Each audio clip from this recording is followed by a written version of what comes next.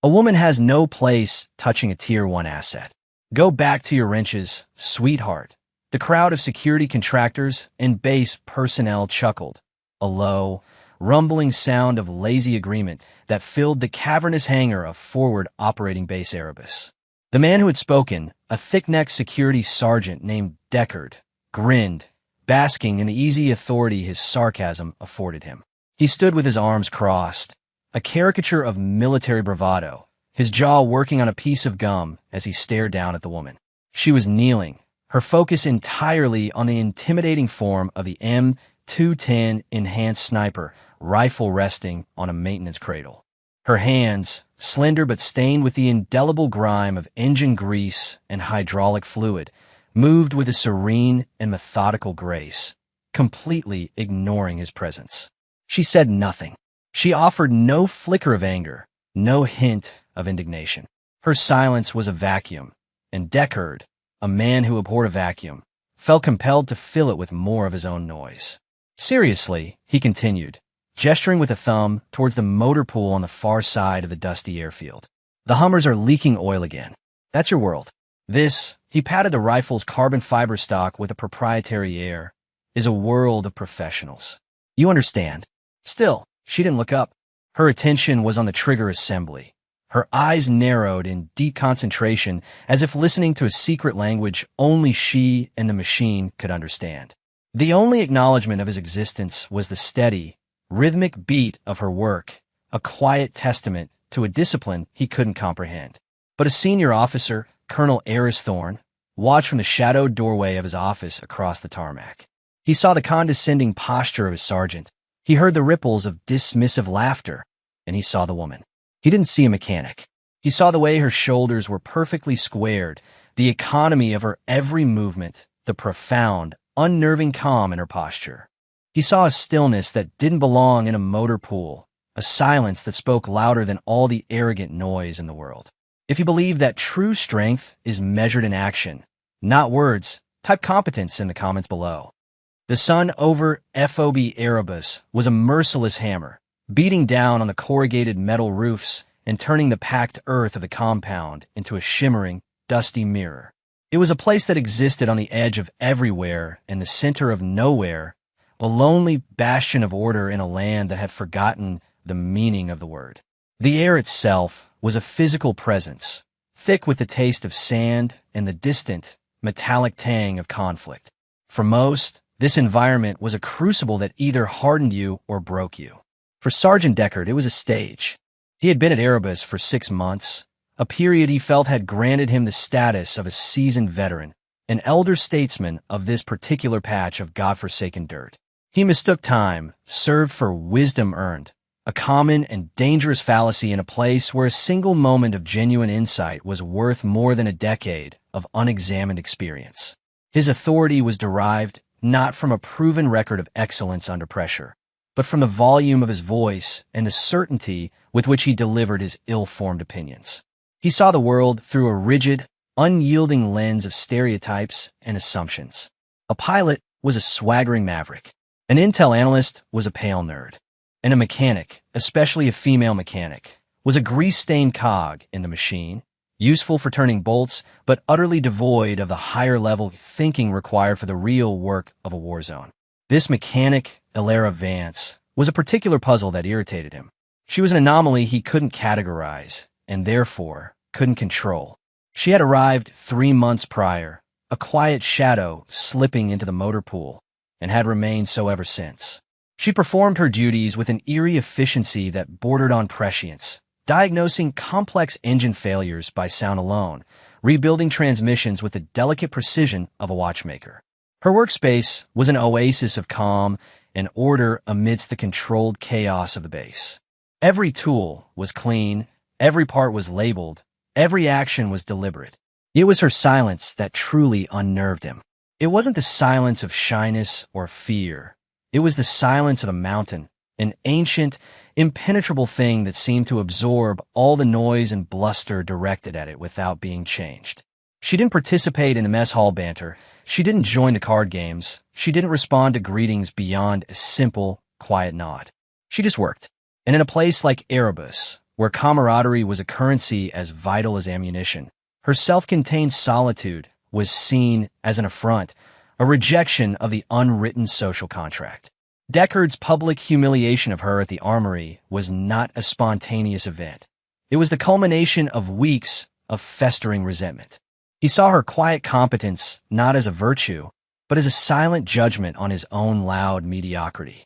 He needed to put her in her place, to reassert the natural order of things as he understood it. So he had chosen his moment, in front of the others, to draw a line in the sand. "This is our world," he had said, gesturing to the rifle. "That is yours." He expected a reaction. A protest, a tearful retreat, anything that would confirm his power. Instead, he got nothing. Alara Vance simply continued her work, her focus absolute. She picked up a small, specialized torque wrench and made a minute adjustment to a screw deep within the rifle's housing. Her movement so steady it was hypnotic. The soft, precise click of the wrench was the only sound she made. It was a sound of finality, a sound of perfect calibration. In the oppressive heat of the hangar, that single, tiny click echoed louder than all of Deckard's blustering words, a quiet, mechanical punctuation mark at the end of his tirade. The other soldiers, who had been laughing moments before, grew quiet, a flicker of uncertainty passing through the group. They had witnessed a confrontation where one party had refused to even acknowledge the fight, and in doing so, had somehow, inexplicably, won. Deckard felt a prickle of foolishness, a sensation he immediately converted into renewed anger. He was about to speak again, to double down on his insults, when the world dissolved into a piercing shriek. The first mortar round struck the communications array atop the command center, a direct, brutally efficient hit that severed FOB Erebus from the outside world in a shower of sparks and twisted metal. The explosion was a physical blow, a concussive wave that kicked up a blinding cloud of dust and sent soldiers diving for the nearest cover. Before the last piece of shrapnel had clattered to the ground, the base alarms began to scream, a frantic, synthetic wail that sliced through the sudden, shocked silence. Then came the gunfire. It wasn't the sporadic potshots of a probing attack. It was a disciplined, coordinated fusillade of automatic weapons fire from 3 distinct directions. Hostiles were not at the gate. They were inside the wire. Chaos erupted, a raw, primal panic that shredded the thin veneer of military order. Men who had been joking and laughing seconds before were now scrambling, their movements clumsy with adrenaline, their shouts thin and reedy against the overwhelming roar of the assault. They were trained soldiers, but training prepares you for the expected. This was a nightmare scenario, a catastrophic breach of the perimeter that had been deemed highly improbable by some distant, comfortable analyst. Sergeant Deckard, for all his bluster, was caught as flat-footed as everyone else. He fumbled to unsling his rifle, his hands suddenly feeling like clumsy blocks of wood. His mind, which had been so sharp and condescending moments ago, was a frantic swamp of fear and confusion. He barked orders that no one heard, his voice lost in the cacophony. From the primary watchtower, Tower 1, which had the commanding fields of fire over the northern approach, came the authoritative, reassuring crack of the M210 sniper rifle. One shot, one enemy down. A second shot, another attacker crumpled to the dust. The sniper in the tower was a seasoned pro, a man named Corporal Davies, and his calm precision was a steadying influence, a single point of order in the swirling chaos. Then, the comforting rhythm was broken. A third shot from the tower was answered by a volley of concentrated enemy fire. The distinctive ping of rounds striking the tower's ballistic glass was followed by a sickening silence. The M210 fell quiet. A moment later, the rifle itself pitched out of the firing port, clattering down the side of the tower to land in the dust below, a fallen standard. The psychological impact was devastating. The linchpin of their defense was gone. The enemy, sensing the shift, pressed their advantage, moving forward with renewed aggression.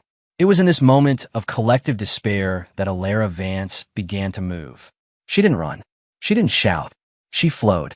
Rising from her kneeling position beside the maintenance cradle, she moved away from the relative safety of the hangar and out into the open, her destination clear, the base of Tower 1. Her movements were unervingly calm, a liquid economy of motion that seemed to find the safest path through the storm of bullets, as if by instinct. She didn't duck or weave wildly. She simply moved with a purpose so absolute that the chaos seemed apart for her. Deckard, huddled behind a concrete barrier, watched her in stunned disbelief. "Vance, get back here. That's an order," he screamed, his voice cracking. She didn't even turn her head. She reached the fallen M210, the very weapon he had forbidden her from touching, and knelt beside it. Her hands, the mechanic's hands, moved over the rifle with a lover's familiarity. She didn't just pick it up. She assessed it in a single, fluid motion. She checked the action for dust, ran a thumb over the lens of the high-powered optic, and ejected the magazine to confirm the round count. It was a diagnostic, not unlike one she would perform on a failing engine, but this one took less than 3 seconds. Finding a new position behind a low wall that offered a stable firing platform and a clear view of the northern perimeter, she settled the rifle into her shoulder. The weapon, so large and menacing just moments before, now looked like a natural extension of her body. Her entire being seemed to coalesce around the rifle, her posture transforming from that of a quiet mechanic to something else entirely. Something ancient, something lethal. The transformation was absolute. The unassuming woman who spent her days covered in grease, whose silence was mistaken for meekness, was gone. In her place was an instrument of pure, cold precision. Alara settled behind the rifle, her body a perfect tripod of bone and muscle. Her breathing, which should have been ragged with fear and exertion, deepened and slowed, each exhalation a long, controlled plume of dust in the hot air. She was not aiming. She was observing, her eyes scanning the battlefield not as a series of chaotic events, but as a complex geometric problem that had a single, elegant solution. Her mind was a supercomputer processing variables with terrifying speed. The erratic movement of the attackers, the subtle drift of the wind indicated by a fluttering piece of canvas on a wrecked truck, the estimated range to multiple targets, the precise ballistic drop of the 762mm round. The first target she selected was not the closest, but the most critical, a man with a radio on his back, clearly directing the movements of one of the assault teams. He was partially obscured behind a burning vehicle, darting in and out of view. For any other shooter, it would have been a difficult, low-percentage shot. For Alara, it was simply the first step. She exhaled half a breath and held it, her world narrowing to the circular view through the optic. The crosshairs settled on the sliver of space where the target would reappear. He did, for less than a second. The M210 cracked, a single, sharp report that was utterly distinct from the frantic, full-auto chatter of the other weapons. The sound was not of violence, but of finality. Nearly 600 meters away, the enemy commander's head snapped back, and he fell, his radio silenced forever. The assault team he was directing faltered, their movements suddenly confused and hesitant.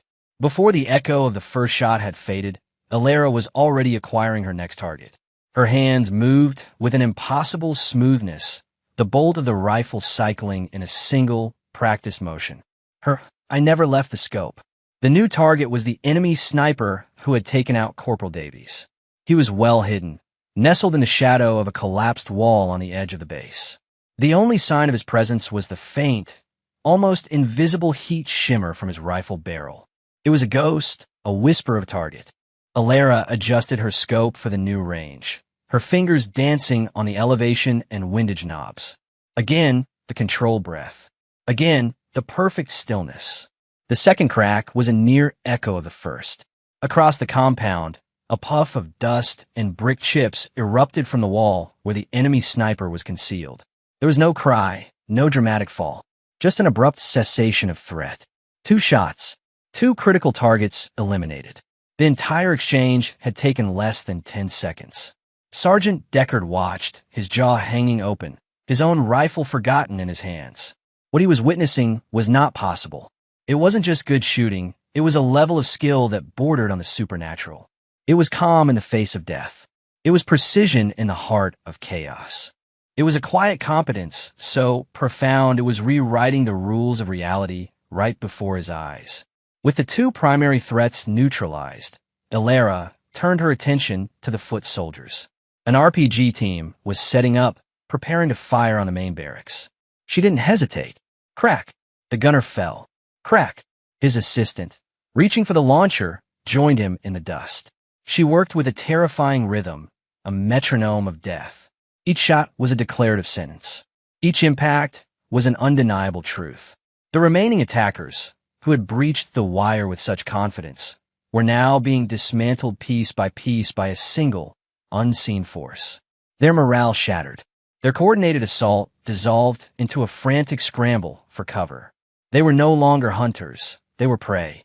And the silent mechanic, the woman who had no place touching a Tier 1 asset, was the hawk circling above.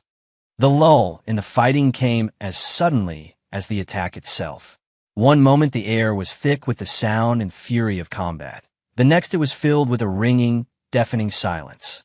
The remaining attackers, their leadership eliminated and their numbers drastically thinned, broke and fled, melting back into the desert landscape from which they had emerged. The silence they left behind was heavy, filled with the unspoken questions of the survivors. Soldiers slowly rose from their cover, their faces smudged with dirt and disbelief. Their eyes were all drawn to one place, the low wall where Alara Vance still lay behind the M210, her body perfectly still, her eyes still pressed to the optic, scanning the horizon for any remaining threats. She was a statue of vigilance, a monument to the impossible feat they had all just witnessed. It was into this tableau of stunned silence that Colonel Eris Thorne strode, his presence immediately commanding the attention of every soldier he passed. He walked with the unhurried gait of a man who had seen the worst of humanity and had not flinched. His face was a mask of grim authority, but his eyes, sharp and intelligent, were fixed on Alara. He didn't look at the dead enemy combatants scattered across the compound, nor at the damage to his base. He looked at the woman who had saved it. He stopped a few feet away from her position, his shadow falling over her. He didn't speak. He simply watched. He saw the way she was positioned, the angle of her body relative to the rifle, the subtle but perfect distribution of her weight. These were not the things you learned in a basic marksmanship course. These were the ingrained habits of a master, the muscle memory forged by thousands of hours of relentless, obsessive training in the most elite echelons of the military. Finally, Alara seemed satisfied that the threat had passed. She relaxed her posture, the tension flowing out of her body, and slowly pushed herself up. She moved to clear the rifle, ejecting the spent casing with the same methodical care she had shown in the hangar. She turned, and for the first time, her eyes met the colonel's. Her expression was unreadable, a calm, gray sea. "Report," Thorne said, his voice low and even, not a command but a request between professionals. Alara's gaze was direct. "Threat neutralized, sir. Multiple hostiles eliminated. Recommend a full sweep of the northern perimeter." Her voice was exactly as he expected. Calm, technical, devoid of emotion or ego. It was the voice of someone reporting the weather.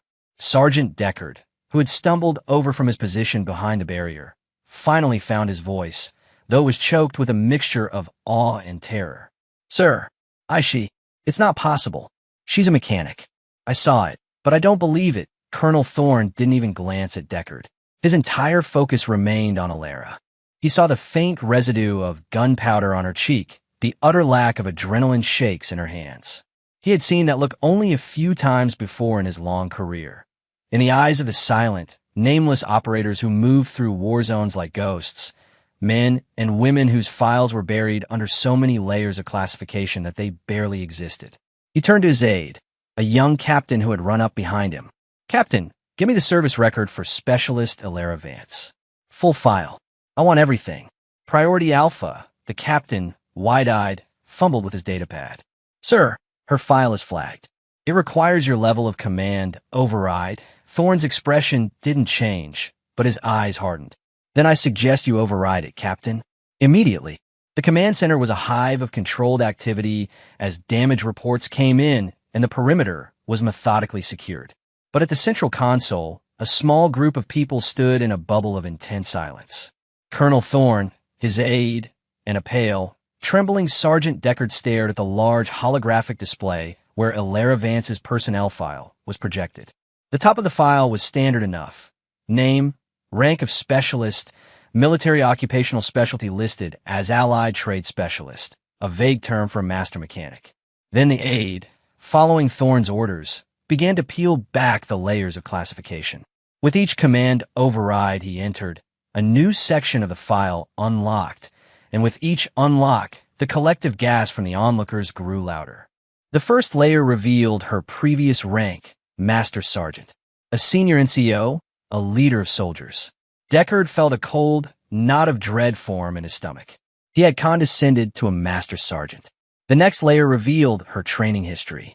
It was a dizzying list of the military's most demanding and secretive schools. Special Forces Qualification Course. Special Operations Target Interdiction Course. High-Angle Marksmanship School. Defensive and Evasive Driving. Advanced Special Operations Techniques. Each entry was a testament to a level of dedication and skill that was almost incomprehensible. "Keep going, Captain," Thorne said, his voice a low rumble. The captain typed in another code. A new section appeared, titled Unit History. The blood drained from Deckard's face. It was not a regular army unit. It was a designation he had only ever heard of in hushed, fearful whispers, a name that was more myth than reality. First Asymmetric Warfare Applications Group, Task Force Orion. The legends said they were the ghosts, the unit the government sent when they needed a problem to simply cease to exist. They were the scalpel, not the hammer, operating in the deepest, darkest shadows of global conflict. Her list of deployments was a string of redacted locations and classified operation names. Below that, her awards and decorations began to scroll down the screen. A silver star, another silver star with an oak leaf cluster, a bronze star with a V for Valor, a distinguished service cross. The list went on and on, a quiet, irrefutable biography of heroism written in a language of the highest honors a grateful nation could bestow. Under a final, heavily encrypted tab labeled Noteworthy Proficiencies was a single, chilling line. Confirmed longest range engagement, 2,475 meters over a mile and a half. The room was utterly silent. The image of the quiet mechanic covered in grease was shattered, replaced by the terrifying, awe-inspiring reality of the woman who stood before them. She wasn't just a soldier. She was a living legend, hiding in plain sight. Thorne finally turned off the display, plunging the room back into a dim, operational glow. He walked over to where Ilara stood, waiting patiently and silently by the door. He stopped directly in front of her, his posture ramrod straight. He looked not at the specialist rank on her collar, but at the ghost of the rank she had once held, at the weight of the deeds listed in her file. In a voice filled with a reverence that stunned everyone present, Colonel Eris Thorne spoke. "Master Sergeant Vance," he said, his voice cracking with emotion. "You have the command. This base is yours until I say otherwise, then, in the ultimate gesture of respect one warrior can give another." The decorated colonel, the commander of the entire sector, raised his hand to his brow and delivered a slow, perfect salute to the quiet mechanic. He held it, his eyes locked on hers, a public and profound apology for the ignorance of his men and a testament to the undeniable authority of her demonstrated, silent competence. The story of what happened at FOB Erebus spread not like wildfire, but like the shockwave from a detonation, a silent, powerful force that traveled through the entire operational theater in less than a day. It moved through encrypted channels, through hushed conversations in darkened mess halls, and through the nods of understanding between pilots who flew her supplies. The legend of the ghost of the motor pool was born. The narrative took on mythic proportions. Some said she hadn't used a scope, that she had made the shots with iron sights. Others claimed she had calculated the windage by watching the fall of a single grain of sand. The exaggerations were fanciful, but they all pointed to the same core truth. They had been in the presence of greatness and had been utterly blind to it. The person most profoundly affected by this truth was Sergeant Deckard. The public validation by Colonel Thorne had not just humbled him. It had completely dismantled his entire worldview. His arrogance, which had been his armor, was stripped away, leaving him exposed and ashamed. For 2 days, he was a ghost himself, performing his duties mechanically, avoiding eye contact with everyone. The other soldiers gave him a wide berth, his humiliation a palpable aura around him. On the third day, he knew what he had to do. He walked the long, lonely path across the tarmac from the security barracks to the motor pool. The sun beat down on him, but the heat he felt was internal, the burning fire of his own shame. He found Alara exactly where he knew she would be, bent over the engine of a Stryker armored vehicle, her hands once again covered in grease. The M210 rifle was gone, sent back to the armory, cleaned and oiled to perfection. She was back in her world. Deckard stood there for a full minute, his throat dry, his carefully rehearsed apology turning to ash in his mouth. She didn't acknowledge him, her focus absolute. Finally, he forced the words out. "Master Sergeant," he began, his voice barely a whisper. She didn't look up, but he saw her hands pause for a fraction of a second. "My name is Sergeant Deckard. I wanted to apologize. For what I said. For how I acted. There's no excuse for it. I was ignorant. And I was wrong. Deeply wrong." He finished, his confession hanging in the dry, metallic-smelling air of the motor pool. He expected to be dismissed, to be told off, to be rightfully castigated for his foolishness. He braced himself for her anger. But Alara Vance did none of those things.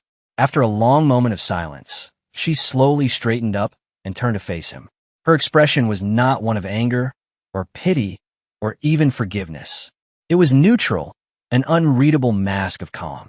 She looked at him, then looked down at his rifle, which he held clutched in a white-knuckled grip. She pointed a grease-stained finger at a small accumulation of fine dust near the weapon's ejection port. "You're letting carbon build up behind the extractor claw," she said, her voice flat and technical.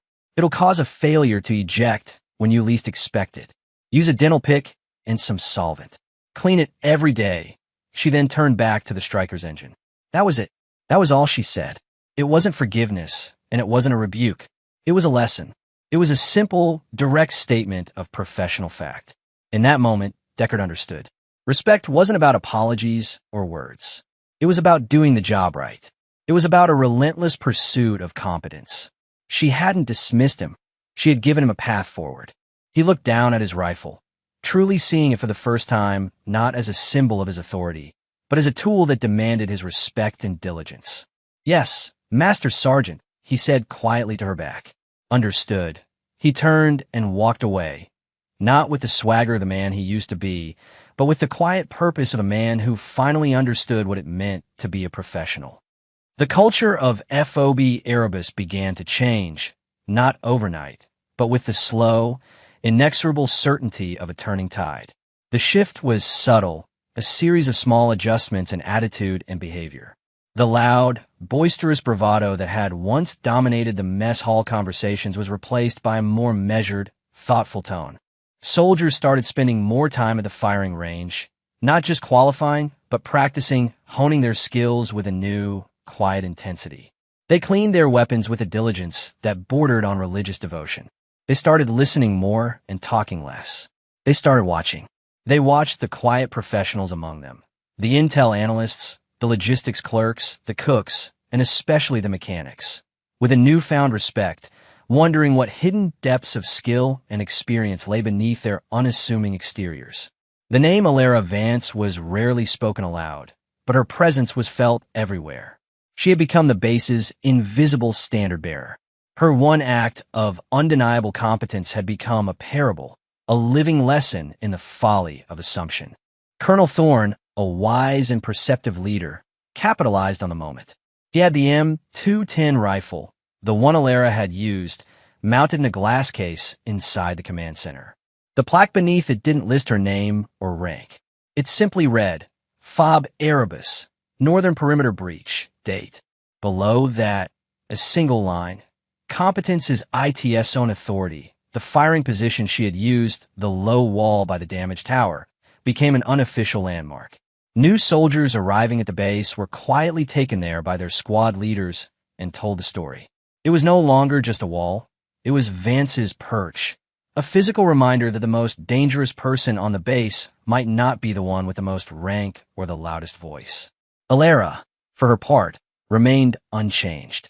She deflected the quiet looks of awe and the occasional stammered words of gratitude with the same placid silence.